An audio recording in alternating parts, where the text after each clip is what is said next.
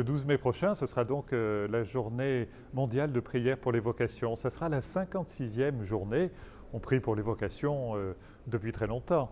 Mais depuis ce moment-là, il y a cette journée. Ça ne veut pas dire qu'on prie que ce jour-là, mais ça vient nous rappeler que chaque jour, nous sommes appelés à remercier le Seigneur pour la vocation qu'il nous a donnée, c'est-à-dire l'appel qu'il nous a lancé dans notre travail, dans nos engagements, dans nos loisirs, dans notre état de vie surtout. Et particulièrement, le 12 mai, nous prierons pour les jeunes qui sont en recherche de vocation, ceux qui se sentent appelés mais qui n'ont pas encore répondu à la question. Ils ont besoin de notre prière. Alors cette année, le pape François nous a adressé un message, comme chaque année, et il invite à deux choses, à être porteur d'une promesse et à risquer un choix.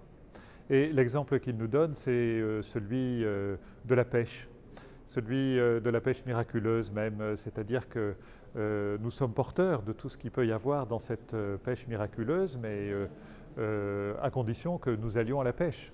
Et si nous allons à la pêche, ben, le Seigneur, lui, pourra faire des miracles. Et là, on voit qu'il y a un risque. Il ne s'agit pas de prendre des risques inconsidérés ou de faire n'importe quoi, mais vraiment de prendre un risque, c'est-à-dire de se dire qu'on ne reste pas sur la plage à réparer ses filets et attendre que le temps passe, mais on accepte de monter dans la barque, on accepte d'aller en eau profonde pour soi et pour le monde. Le Service national pour l'évangélisation des jeunes et des vocations, comme chaque année, vous propose un dossier. Vous trouverez une belle prière avec une image de la Vierge de l'Annonciation et puis un certain nombre d'idées pour animer un temps avec des enfants, avec des jeunes. Aussi, si vous-même vous posez la question, et je le souhaite, ça serait une bonne chose, eh bien vous trouverez aussi des éléments pour avancer sur ce chemin-là. Et la prière pour les vocations, c'est bien quand on la fait tout seul, mais c'est encore mieux quand on la fait en groupe.